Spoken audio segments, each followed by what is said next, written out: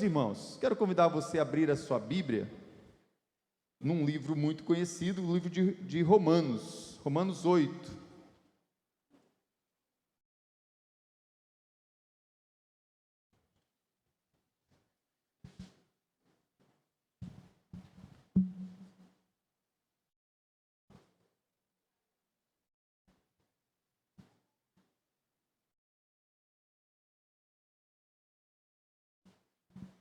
Deixa eu perguntar uma coisa para você. Está chegando ao fim do ano, né? Está aproximando já. Domingo que vem já é dia 18. No próximo domingo, depois já é dia 25, Natal. E logo em seguida já está chegando dia 31, fim do ano, para o próximo ano. A palavra tem um título nessa noite, porque foi algo que Deus colocou no meu coração primeiro. No limite das forças. No limite das forças. Você já chegou nesse limite das suas forças? Será que você que está aqui essa noite não está assim? Olha, eu estou no meu limite, ou passou do limite já? Tantas coisas que estamos esperando, que você está orando para a sua família, para a sua casa, para a nossa nação, tantas coisas que você aguarda, talvez uma cura, um milagre, talvez um sofrimento, algo que tem roubado a sua paz, você tem sofrido com tantas coisas, com tantas luzes, você fala assim, estou no limite das minhas forças. Já parou para pensar? Se não é assim o momento que você se encontra? Eu já me vi em vários momentos da minha vida no limite das forças. Então eu quero orar nesse instante, pedir que o Senhor não só fale conosco, mas aquele que nós esperamos, aquele em que nós confiamos, que Ele possa nesta noite renovar as suas forças. Não só renovar as suas forças, mas fortalecer você na força dEle. E revestir você de toda a armadura de Deus para resistir os dias maus. E que o Senhor também nessa noite libere sobre você, não só entendimento, mas cura, vitória, pessoas que chegaram aqui talvez nessa noite, que ainda não têm certeza até mesmo da vida eterna, receba o presente da vida eterna. Eu não sei como você chegou aqui, mas eu sei que você pode sair daqui, você que está na sua casa, de uma maneira totalmente transformada. Vamos orar? Pai, obrigado por tudo que já aconteceu nessa noite. Obrigado pelas canções que cantamos, que são canções de vitória, que não só enaltece o teu nome, mas que dizem verdade sobre o Senhor, um Deus que tem o controle e a soberania sobre todas as coisas. Pai, obrigado pela tua palavra, que é linda, que é maravilhosa, que é poderosa, ela é simples, mas tem o poder, Senhor, de transformar qualquer situação. Pai, talvez hajam pessoas aqui que podem talvez afirmar isso, eu estou no limite das minhas forças, se é que podemos saber até onde vai o nosso limite. Mas Pai, nesta noite, eu peço que a Tua palavra, ela faça um reboliço dentro do coração, dentro da mente, mas que transforme toda e qualquer situação. E eu te peço agora que Teu Espírito Santo, que se faz presente aqui, que Ele tome a minha mente, o meu coração, aquilo que o Senhor já comunicou primeiro a mim, que o Senhor possa liberar sobre a Tua igreja, que Teu Espírito Santo passeie no meio da igreja, toque os corações, Teu Espírito Santo que habita no Teu povo, possa fazer algo surpreendente, enquanto a Tua palavra, o rema da Tua palavra, é manifesto no meio da Tua igreja, em nome de Jesus, amém e amém. Romanos 8 é um dos textos, assim, a gente pode dizer assim, prediletos meus, de tantos outros textos, fora Jeremias, né, mas Romanos 8 é fantástico. Mas eu quero ler com você, para pensarmos um pouco nesse limite das forças, somente Romanos 8, 28. E eu quero ler nessa tradução, nessa versão, ainda que a sua versão possa ser um pouco diferente, mas o entendimento será o mesmo. Mesmo assentados, mas com toda a reverência. Sabemos que todas as coisas cooperam para o bem daqueles que amam a Deus, daqueles que são chamados segundo o seu propósito. Que Deus abençoe a sua palavra em nossos corações. Quantos de nós, quantos de vocês já não recebeu essa palavra quando passou por um momento ruim, um momento difícil, ou até mesmo passando, talvez hoje você recebeu essa palavra, dizendo assim, olha, o que você está passando coopera para o teu bem, fique tranquilo, e você fala assim, olha, não sei não se está cooperando para o meu bem. Mas é interessante que esse texto começa com uma palavra que no grego é uma convicção inabalável. No grego essa palavra sabemos, ela é uma expressão matemática de algo absoluto. de algo completo, de algo que não é relativo. Tipo, sabemos, nós sabemos do que estamos falando, eu sei do que estou falando. Paulo está dizendo assim: eu não imagino que isso vai contribuir para o teu bem. Ele não vai dizer assim: olha, eu acho, olha, pode ser que isso contribua para o seu bem. Ele diz: sabemos que isso que você está passando, que isso que está acontecendo, contribui para o seu bem. Então ele está dizendo, não é algo teórico, não é uma teoria, não é um experimento, é algo que eu já vivenciei, é algo que eu sei que isso contribui para o teu bem. Ele está usando a mesma expressão de um texto também que eu gosto muito, que é de Jó 42, versículo 2: bem sei eu que tudo podes, e nenhum dos teus planos pode ser frustrado. Jó experimentou tudo o que ele experimentou, então ele falou assim: eu sei. E esse é o sentido de saber de algo que você já viveu, que você já passou. Jó fala: eu sei que nenhum dos planos de Deus pode ser frustrado. E Jó, você sabe o que ele passou. Talvez naquela época, né, tivesse já esse versículo que fala assim: Jó, todas essas coisas estão cooperando para o teu bem. Ele fala: não sei ainda, não tenho certeza. Mas Jó depois pode declarar: eu sei. Também esse texto pode ser muito ligado àquilo que Paulo mesmo falou: eu sei em quem tenho crido, estou bem certo que Ele é poderoso para guardar o meu futuro.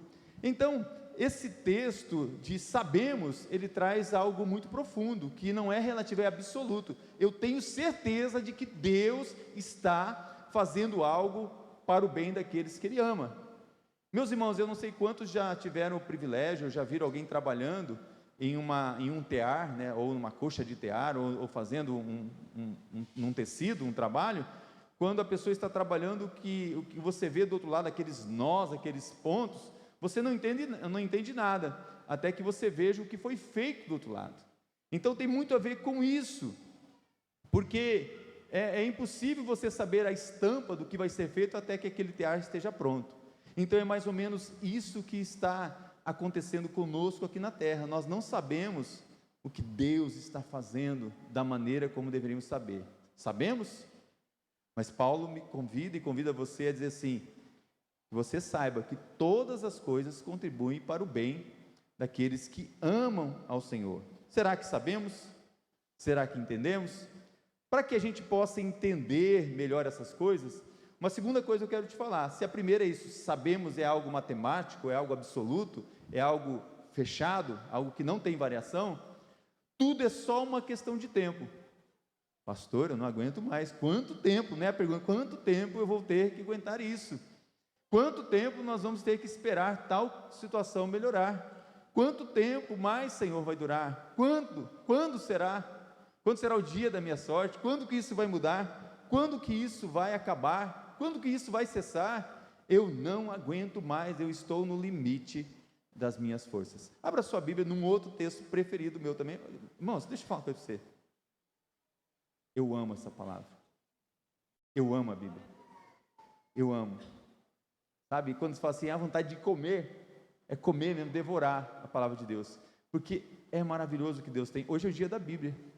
Hoje pela manhã, o pastor Eduardo trouxe uma palavra tremenda na comemoração na escola bíblica, mas quer dizer para você: devore essa palavra. Talvez no início, né, vai ser meio amargo, mas depois é como um remédio, vai se tornar doce dentro de você. A palavra do Senhor é maravilhosa, é tremenda. Então, abre em Eclesiastes 3, porque tudo é só uma questão de tempo, do versículo 1 ao 8, e depois nós vamos ler um outro texto. Essa palavra por si só, ela já fala de maneira poderosa. Olha o que diz Eclesiastes 3, a partir do versículo 1. Tudo tem o seu tempo determinado, e há tempo para todo propósito debaixo do céu.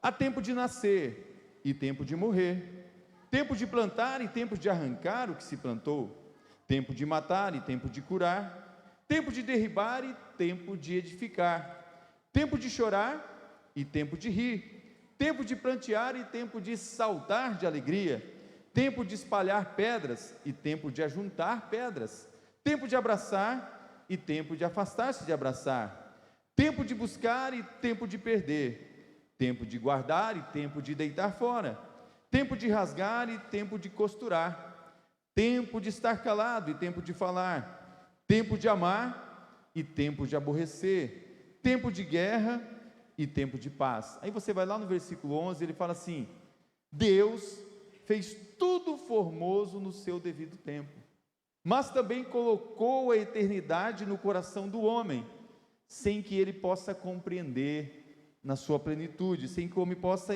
descobrir as obras que Deus fez, desde o princípio até o fim. Meus irmãos, quando a gente olha para o livro de Eclesiastes, um livro de muita sabedoria, um livro onde Salomão, ele descobre uma coisa, que tudo nessa vida, tudo que tem debaixo do sol, ou debaixo do céu, é vaidade. Ele começa a mostrar que o fundamento dessa alegria está em um princípio muito forte. Esse princípio se chama soberania divina. Meus irmãos, nós declaramos todo o tempo que Deus é soberano, mas quando algo não acontece no seu tempo, do jeito que você gostaria, você fala: Deus ou não está vendo, ou está deixando, ou Deus não está nem aí para a gente, Deus perdeu as rédeas, Deus perdeu o controle. Nós cantamos aqui, reinos se abalam, mas é um Deus que está sentado no trono. Isaías, ele fala: olha, eu vi, eu sei, porque eu vi o meu Deus sentado no alto e sublime trono. E ele pode declarar: santo, santo, santo é o Senhor. Ora, os dias da nossa vida, é importante entendermos que os dias da nossa vida, debaixo do sol, debaixo do céu, estão nas mãos de alguém.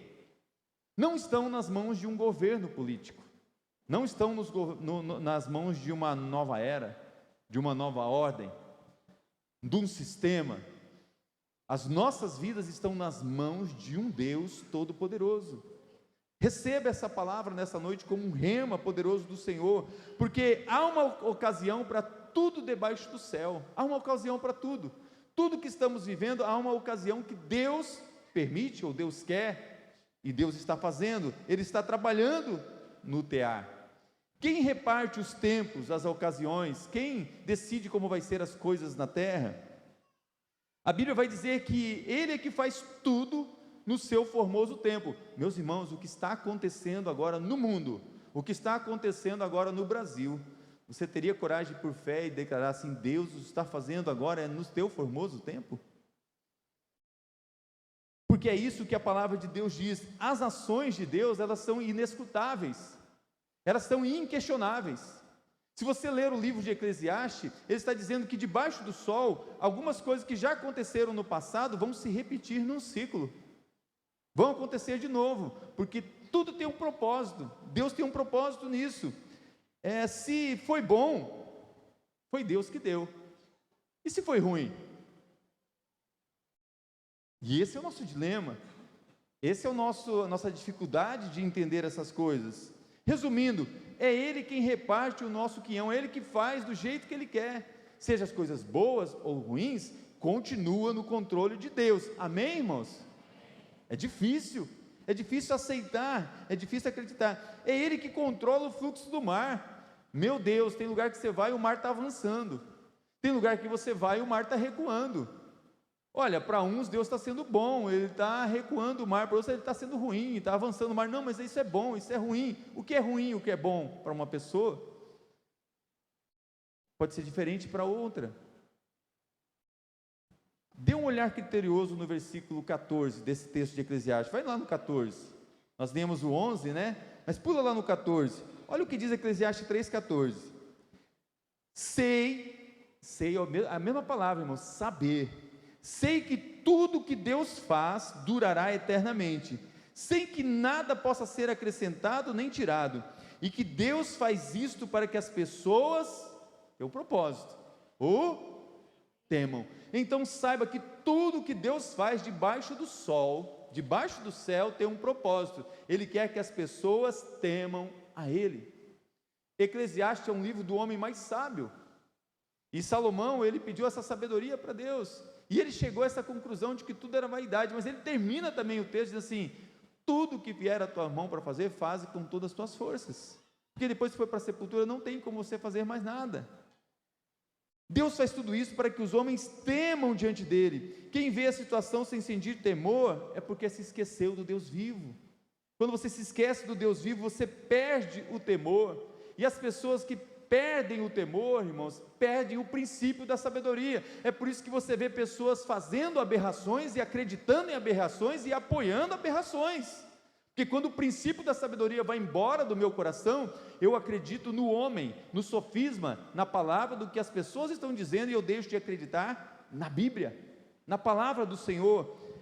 Aqui é importante você entender que essa passagem, Eclesiastes, não é um conjunto de instruções dada para nós. Eclesiastes não é instruções para você, olha, agora é tempo de plantar, agora é tempo de colher. Não é isso não. Na verdade, aqui é uma descrição de coisas que Deus já determinou. Então é importante entender que Deus já determinou isso. Deus já determinou as coisas. Não está nos dizendo que agora é tempo de semear e que agora é tempo de colher. É diferente. O agricultor, as pessoas, a Bíblia também ensina em outro momento que tem as estações, tem os tempos para você plantar, para você colher. Mas Eclesiastes não está falando disso. Ele está falando que existe esse tempo de colher e de semear. Ele está descrevendo. Ele está dizendo que existem ciclos repetitivos debaixo do sol. Você querendo ou não, eles vão acontecer. Consegue compreender isso? Você querendo ou não, você não tem o controle disso. Isso vai acontecer. Irmãos, não tem como você, antes de nascer, você fala assim, deixa eu olhar, entrar lá no futuro e ver que dia que eu vou morrer. Como que eu vou morrer? Como que vai ser minha morte? Será que eu que vou precipitar minha morte? Se for, eu vou dar um jeito de evitar? Não, você não tem como controlar isso. É isso que ele está dizendo. Tem um tempo, tem bebezinho que nasce e já morre. Tem pessoas que, pasmem você, duram mais de 110 anos. Existem, irmãos, coisas que você não vai entender. Eu quero que você entenda nessa palavra aqui, que estamos debaixo de uma autoridade, e uma autoridade de repetições sobre este mundo. Repetições vão acontecer, ciclos vão acontecer, reinos vêm e reinos vão, reis se levantam e reis vão, ditadores se levantam e ditadores vão, presidentes vêm, presidentes vão, mas o Senhor permanece no controle, no trono. E você vai entender algo que Deus me deu um discernimento, quer você concorde ou não, Deus falou comigo sobre isso nessa noite. Essa autoridade pela mão de Deus continua tendo um propósito, para que todos temam ao Senhor. Um dia, todo olho verá, e todo ouvido ouvirá, e todos vão reconhecer que Ele é o Senhor. Todo joelho vai se dobrar diante dEle, porque Ele é o Senhor. Deus estabelece o dia do nosso nascimento e o dia do nosso funeral. Tem gente que quer apressar, mas Deus estabelece. Ninguém antes de morrer, quando diz pode ver isso. Jó 14,5 diz assim, visto que os seus dias estão contados, contigo está o número dos seus meses, tu ao homem puseste limites, até dos quais ele não passará. Meus irmãos, Deus, ele está dizendo, olha, tem um tempo para tudo, tem um tempo que é de plantar, tem um tempo que é de colher, tem o dia do seu funeral. Há um texto de Mateus 10, 29, diz assim, não se vendem 2 pardais por uma moedinha de cobre, algumas traduções traz asses, e nenhum deles cairá em terra sem o consentimento do vosso Pai, e quanto a vós outros, até os cabelos todos da cabeça estão contados. Amém, irmãos? É verdade. Depois que o pastor Christian fez o implante, Deus contou todos esses cabelos, ele sabe cada... E o dia que ele perde um, o pastor Cristo fala assim, aqui foi R$100. Mas Deus sabe que Deus está trabalhando, tudo tem um propósito. Irmãos, não agimos assim porque Deus determinou como deve ser. Vemos tempos de matar e tempo de curar, os quais estão no controle da mão de Deus, quer você acredite ou não. Deus supervisiona os homens quando estão sendo executados nas guerras, irmãos. Será? Então Ele não é soberano. Se você não acredita que Ele supervisiona tudo isso, Ele sabe quantos são mortos na batalha, Ele sabe quantos estão morrendo naquela batalha lá com a Rússia, Ele sabe. Ele determina quantos homens são levantados e quantos são restaurados. Está aí no texto, versículo 3. Quem poderia dizer que só morreu porque Deus desviou o olhar por um instante? Eu morri porque Deus, Ele bobeou. Deus tirou o olhar de mim e eu morri. Deus falhou comigo. Meus irmãos, quando os homens são tragados pela engrenagem da guerra, alguém fala assim: eu não vou morrer nessa guerra, eu vou e não vou morrer. Você não sabe. A Bíblia conta uma história, o profeta Micaías, ele chegou para o rei Acabe e falou assim: se você for para a batalha, você vai morrer. Você vai morrer. O que Acabe fez? Ele falou assim: vou pôr uma roupa diferente, eu vou enganar. E ele pôs outra roupa, ele foi disfarçado. Irmãos, uma flecha lançada, ao léu, você pode dizer, atingiu ele. Eu já ouvi falar de gente que com medo de tal situação, falou assim: não está tendo um tsunami, um terremoto aqui na minha cidade, eu vou para outro lugar. Chegou lá, morreu naquele lugar. 1 Reis 22, 28 a 34, conta essa história do rei. Fala assim: mas uma flecha atirada ao acaso feriu o rei por entre as juntas da armadura, e nenhuma palavra do profeta caiu em terra. Você não tem o controle de tudo. Deus continua no controle. Pastor, você está me deixando desesperado. Calma. Porque Deus também é o Deus que traz a guerra, mas é o Deus que traz a paz. Ele faz a ferida e Ele a curará. Pastor, que coisa terrível. Há tempos que os homens derrubam, destroem. Há tempos que os homens fazem coisas horríveis. Se é destruição, então Deus estava na destruição. Pastor, porque se Ele não estava, Ele não é soberano. Eu não estou aqui filosofando não, mas eu estou falando Bíblia para você. Se é edificação, aí o Senhor estava. Mas se é destruição, Ele não estava. Deus está em todo lugar. Deus, Salmo 119 diz que Ele é onipresente, onipotente, e Ele está no controle de tudo. Meus irmãos, se é destruição, Ele está. Se é edificação, Ele está.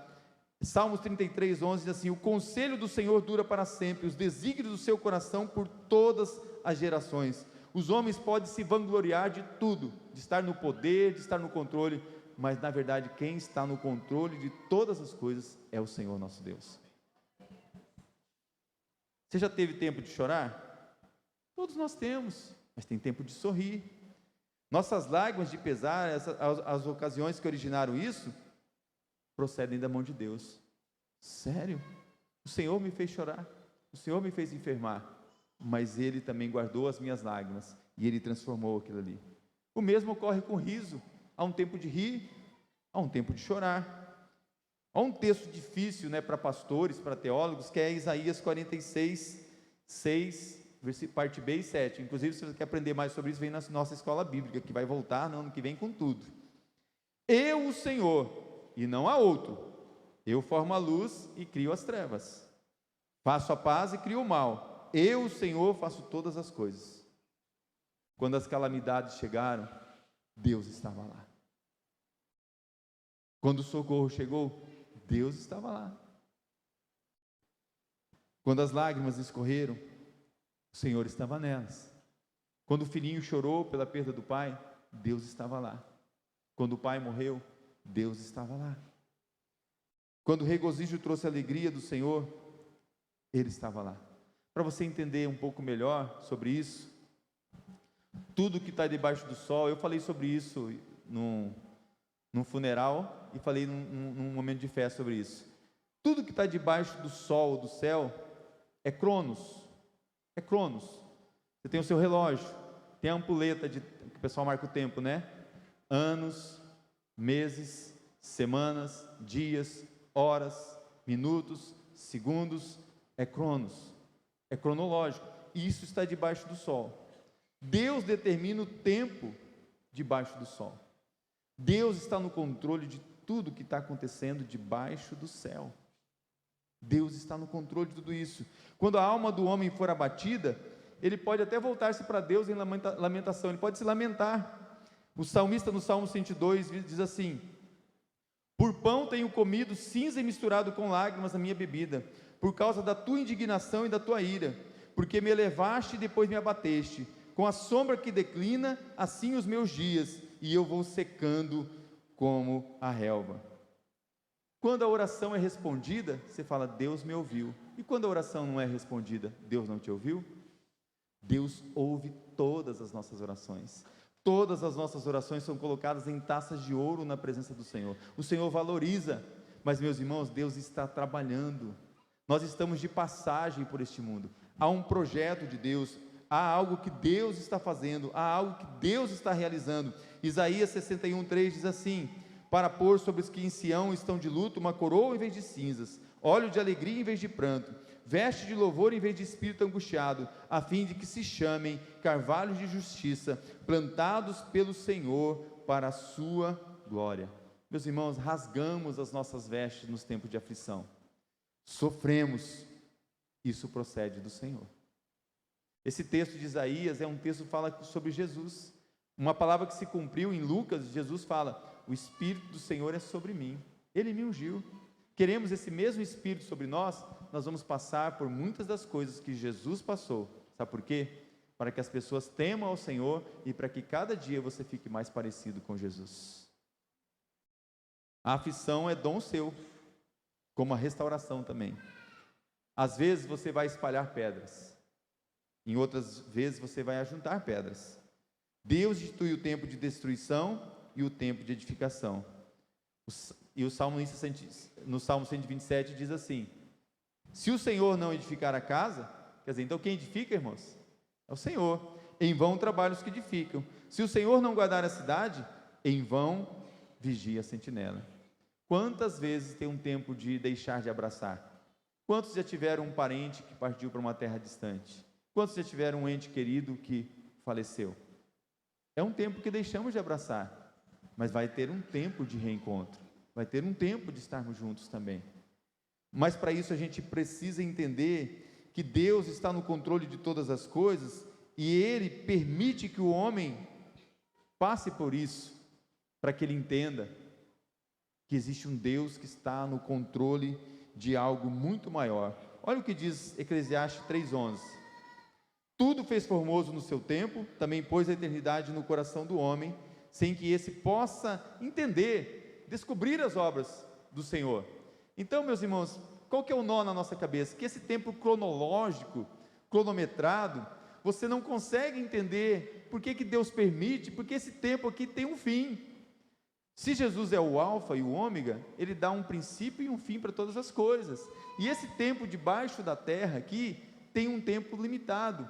Por isso nós precisamos entender essa eternidade que Deus colocou, porque Ele é o Senhor, e se Ele é o Senhor, a palavra é kairos. Há um tempo, irmãos, que esse tempo kairos quer dizer que é um tempo, além de ser eterno, é um tempo oportuno, é um tempo certo. A eternidade foi preparada por Deus para o homem, porque é o tempo certo de Deus, de dar para o homem algo sem limites, algo eterno. Kairos quer dizer o tempo de Deus, o tempo que não é do homem, o tempo que transcende, o tempo que vai além do céu, que vai além do sol. É um tempo onde o Senhor está no controle. E Ele diz: você acha que eu tenho para você só essa vida aqui na terra? As pessoas que acham que a vida é só essa aqui da terra são as pessoas mais tristes e mais tolas. Mas Deus fala assim: essa vida aqui na terra para você é um pontinho. Pega uma folha, sulfite, o papel amassa, e faz um pontinho naquela folha, e começa a riscar aquela folha de um lado e do outro, e começa a sair da folha, e riscar do tamanho de Campo Grande, de Mato Grosso do Sul, do Brasil. Ele está dizendo assim: esse é o tempo kairos, esse é o tempo eterno, esse é o tempo sem limites. Por isso que nós não podemos entender o que está acontecendo aqui na terra. Por isso, Deus pôs a eternidade. E isso nos desespera, meus irmãos. Isso nos dá uma sede, nos dá um pavor, nos dá uma inquietude. Por isso não podemos viver uma vida superficial sem nos aprofundarmos na palavra. Não podemos ficar nas águas rasas, humanas. Precisamos ir para as águas do Espírito. Precisamos aprofundar naquilo que Deus tem para a gente. Deus a tudo controla perfeitamente. Quando sabemos que isso coopera para o nosso bem, esse é o tempo cronos. Quando você entende que Deus está cooperando no tempo cronos seu, que é um tempo vivido aqui, para algo maior, para dar significância na sua vida, para dar um sentido para a sua vida, para dar um propósito para a sua vida, de você entender que essa vida aqui é temporária e tem uma vida eterna preparada para você. É que você se acostumou com essa vida, está gostando dela e acha que ela é só essa, mas Deus ainda tem o melhor para você. Então esse tempo, Kairos, vai determinar se você está usando o tempo oportuno para formar coisas para a eternidade. O ser humano não sabe, não conhece o seu tempo determinado por Deus, sabe por quê? Porque não está nas mãos do homem. Por fim, eu falo para você, a última coisa que eu quero falar dessa palavra: tudo está nas mãos de Deus. Posso ouvir um amém? Amém. Tudo está nas mãos de Deus, tudo, irmãos. Sabe aquela pior coisa, a situação que você está vivendo agora? Está nas mãos de Deus.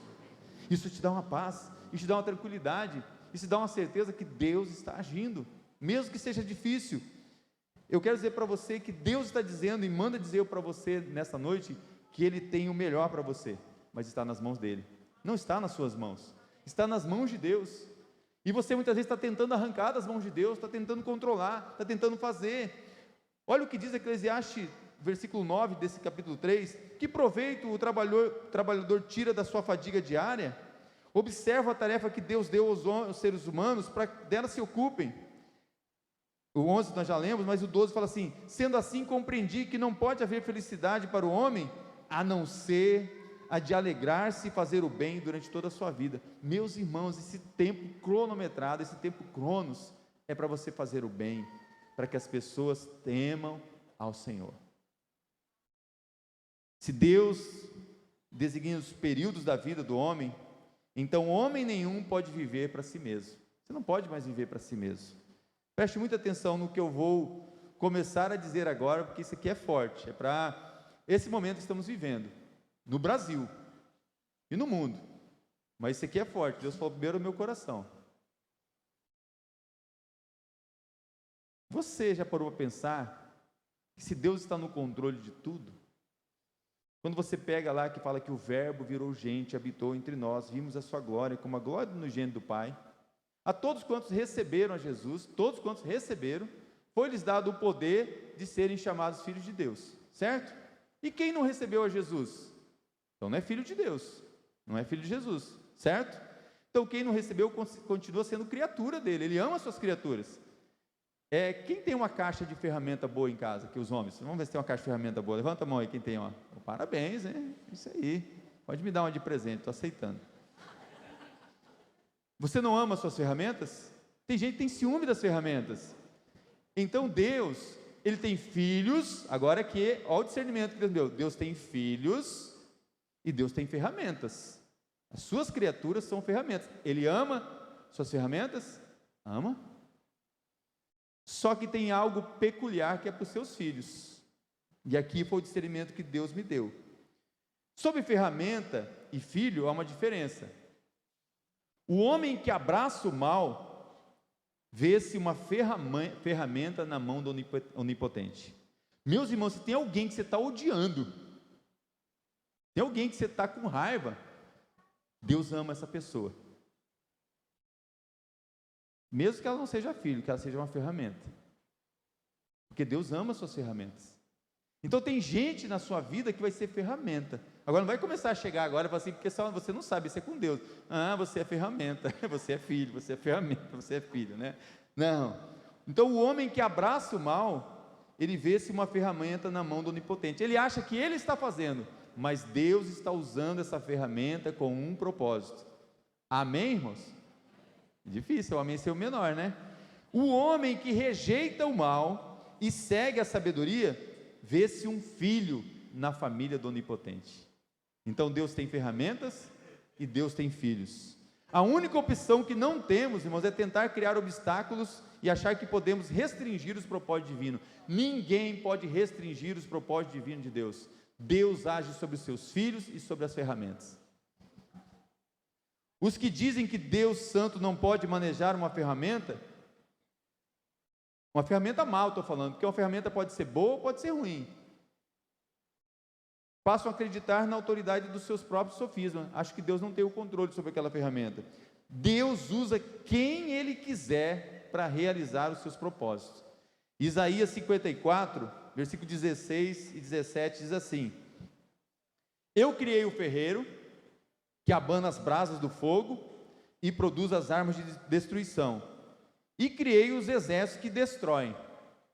17, naquele dia, porém, nenhuma arma voltada contra você prevalecerá, você calará toda voz que se levantar para acusá-la, e assim que o Senhor agirá em favor dos seus servos, eu lhes farei justiça, eu, o Senhor, falei. Esse texto está querendo dizer mais ou menos assim: olha, existem as ferramentas, e elas existem, mas nenhuma arma, nenhuma ferramenta forjada vai prevalecer contra você, porque eu estou no controle. Entenda isso, meu irmão. A Bíblia nos informa que Deus é santo, e a Bíblia nos diz que Deus usa o ímpio como as mãos, como um machado. Eita, isso é forte. Deus usou os malignos assírios como ferramentas para julgar os judeus. Deus usou Herodes, Pôncio Pilatos e todos os judeus para condenar seu filho. Deus usou como ferramenta Judas para trair Jesus. A lista é extensíssima, quase falei em língua aqui, extensíssima, e bem menos agradável do que alguns cristãos desejariam. O que devemos fazer então, meus irmãos? Essa doutrina é um fundamento de alegria, sabia? Para você se alegrar, porque tudo que Deus fala é um dom dele, da vida, para a gente viver feliz. Quando a gente decide viver como uma ferramenta neste mundo, querendo podar as pessoas, mudar as pessoas, fazer a nossa vontade ser maior sobre a vida das pessoas, nós estamos dizendo assim: a minha vontade é mais importante. O livro de Eclesiastes, ele traz um sentido. Se você quer viver na vaidade, quer viver nesse tempo cronológico simplesmente, o texto é assim, ó: tome vinho, aproveite da vida, viva bem, seja feliz. Essa é a vida que você tem. Coma pão e beba vinho. Ou seja, coma o melhor dessa terra e se contente com isso. Só que isso é para as ferramentas. Para os filhos, ele fala assim: o meu reino não é de comida, não é de bebida. O meu reino é de justiça, é de paz e de alegria no Espírito Santo. Você tem que tomar uma decisão, meu irmão e minha irmã, e até pensar o que você tem sido: ferramenta ou filho? Ferramenta, você quer limar os outros, quer ser machado nos outros, quer ferir os outros, quer atacar os outros. Agora, ser filho é diferente. Confie na palavra de quem falou. Não foi o pastor Richard que falou isso, é a palavra do Senhor, é a Bíblia. Deus é soberano sobre tudo, e na sua soberania Deus coloca todas as coisas em um formoso lugar. Ele está com o olho perfeito e inerrante sobre toda a situação. Mude a sua maneira de olhar para tudo que está acontecendo à sua volta. Não quer dizer que você não tem que ter atitude, postura. Você tem que ser sal, tem que ser luz. Meus irmãos, se um homem em quem você deposita confiança fica em silêncio, já faz você se angustiar? Se um homem, quando abre a boca, tumultua tudo à sua volta e já faz você se angustiar? Imagine se Deus ficar em silêncio. Imagine quando Deus fica em silêncio. Aquela canção diz, né? Quando Deus fica em silêncio é porque Ele está trabalhando. Romanos 8:28 diz assim: sabemos que todas as coisas cooperam para o bem daqueles que amam a Deus, daqueles que são chamados segundo o seu propósito. Meus irmãos, eu quero dizer para você, Ele não está falando aqui com as ferramentas, Ele está falando comigo e com você, Ele está falando com os filhos. Sabemos, você sabe, que todas as coisas cooperam para o seu bem? Continue lendo o texto, meus irmãos. A gente lê, o problema é esse, a gente lê a Bíblia como uma coxa de retalho. Esse texto de Romanos 8, deixa sua Bíblia aberta aí. Quando você olha Romanos 8, ele começa dizendo assim: olha como que é a vida no Espírito. A vida no Espírito para filhos, não para ferramentas. A vida no Espírito é essa: nenhuma condenação há sobre você. Não tem nenhuma condenação sobre você, minha irmã, meu irmão. Mas ele continua dizendo: para aqueles que não vivem guiados pela carne, mas são guiados pelo Espírito. E ele começa, esse Espírito deu vida, esse Espírito vivificou você. E agora, se continuar lendo o texto, lá no versículo 12, você agora é filho, é herdeiro. Meus irmãos, um príncipe, um rei, muitas vezes vai travar batalhas, vai travar lutas, guerras, até ter a conquista total. Então ele está dizendo, você é filho e herdeiros. Assim, pois, versículo 2, irmãos, somos devedores, não à carne, como se estivessem obrigados a viver segundo a carne. Nós temos que viver no Espírito. E ele vai continuar dizendo, olha, os sofrimentos do presente momento não se comparam com a glória do porvir. E a gente se esquece disso. E ele fala, mas eu sei que não vai ser fácil. É nesse mesmo texto que ele fala assim, o mesmo Espírito assiste você, porque ele sabe que você é fraco, que eu sou fraco. Ele assiste na nossa fraqueza, ele intercede por nós, ele luta por nós, e muitas vezes, de diversas maneiras, com gemidos inexprimíveis. Esse é o texto. Só que quando você olha o versículo 28 aqui, tem uma vírgula. Aqui está a chave, meus irmãos. É essa chave que eu quero falar para você nessa noite. Todas as coisas cooperam para o bem daqueles que amam a Deus, é uma vírgula, não é um ponto final. Aqui está a chave. Muitas vezes nós apegamos somente a esse versículo, essa parte. Ele fala assim, todas as coisas cooperam para o bem daqueles que amam a Deus, vírgula, daqueles que são chamados segundo o seu propósito. Em nome de Jesus, que aqui tem homens e mulheres que foram chamados para um propósito. Propósito do Senhor. Um propósito. Agora aqui está a chave. Qual é o propósito de Deus? Foi o que eu li no início dessa palavra sobre Eclesiastes. Qual é o propósito? Se você continua lendo, fala assim, 29, pois aqueles que Deus de antemão conheceu, Ele também predestinou para serem conformes à imagem do seu Filho, a fim de que Ele seja o primogênito entre muitos irmãos. Versículo 30, e aos que predestinou, a esses também chamou, e aos que chamou, a esses também justificou, e aos que justificou, a este glorificou. Sabe o que Deus está dizendo aqui nessa palavra? Eu já fui professor de escola bíblica, pasmem vocês, né? Você gosta de contar história. Nós temos 3 tempos na salvação, 3 tempos. O primeiro tempo se chama justificação. Você estava condenado, mas em Cristo você é justificado. Você tem um segundo tempo da sua salvação, que é a santificação. Você vai ter que viver a santificação, a santidade até a volta de Cristo. E o último é quando você for arrebatado ou morrer e ressuscitar, é a glorificação. É disso que ele está falando. Eu estou trabalhando em você para você ser parecido cada dia mais com o teu Rei, com o teu Senhor, com Jesus. E a ferramenta, se ela não se converter, se ela não receber o poder para ser chamado filho de Deus, vai ser parecido com a ferramenta do inferno, com Satanás, porque Deus usa o próprio diabo e os seus demônios para que as pessoas possam entender que precisa ter temor, porque a Bíblia fala que os demônios, eles creem, sabia disso? Mas estremecem diante do Senhor. Meus irmãos, são ferramentas. Ele quer que você entenda que nada tem a ver, as coisas que acontecem, fala assim, eu fui roubado, né, mas não me mataram, então ainda bem, essas coisas contribuem para o bem, porque eu não fui morto. Não, mas até mesmo aquilo lá, Deus está trabalhando. É uma coxa de tear que você não entende. Então não se preocupe, algumas pessoas dizem assim, não se preocupe, todas as coisas cooperam para o bem. Olha, você não ama a Deus, então isso aconteceu para isso. Mais do que isso, irmãos, é mais do que isso. Isso não aconteceu porque vai ter algo melhor que vai acontecer depois. Isso aconteceu porque Deus está trabalhando para te tornar mais parecido com Ele, cada dia mais. Receba essa palavra.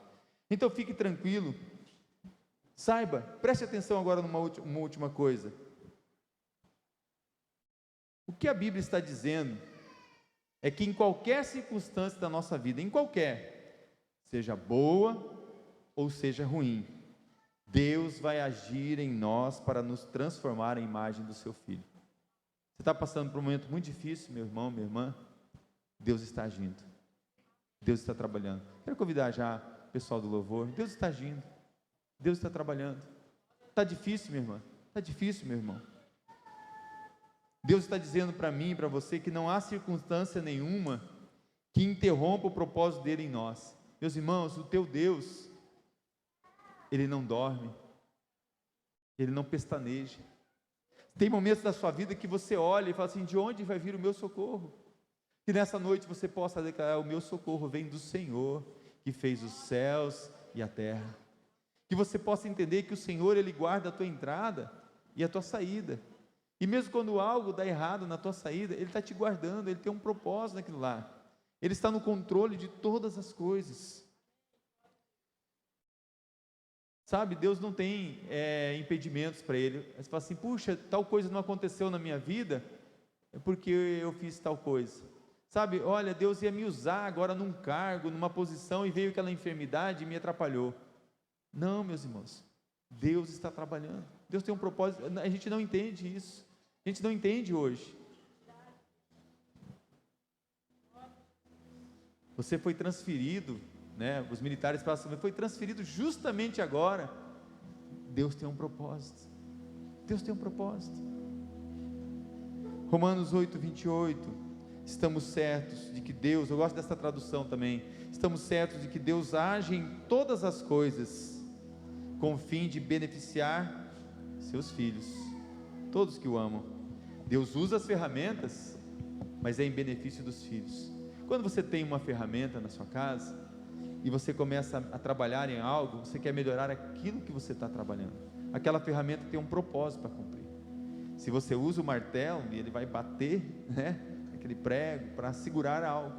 Se você usa um serrote, se você usa, né, uma furadeira, se você usa ferramentas, tem um propósito que está sendo, e Deus está dizendo para eu dizer para você, que Ele quer beneficiar você, minha irmã, meu irmão. Deus não está te castigando, Deus não está te punindo, Ele está dizendo assim: eu estou trabalhando.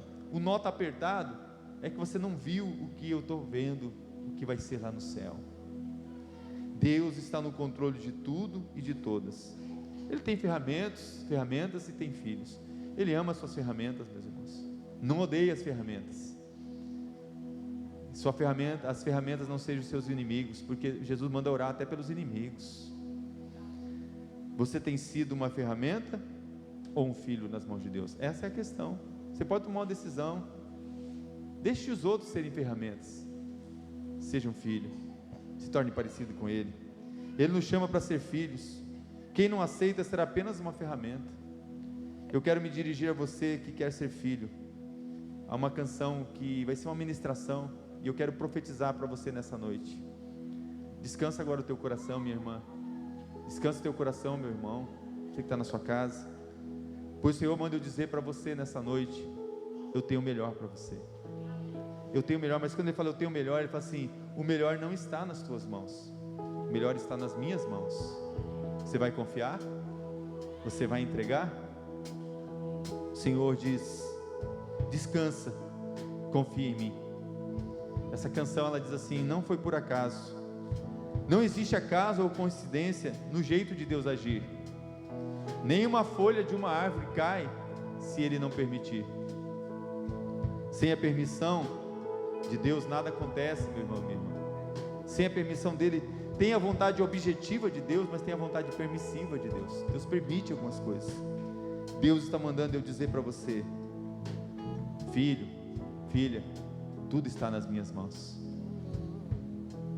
Tudo. Essa situação que está passando é só uma questão de tempo. Eu estou trabalhando, eu estou te preparando. Você está se tornando cada dia mais parecido comigo. Dá uma olhadinha no espelho.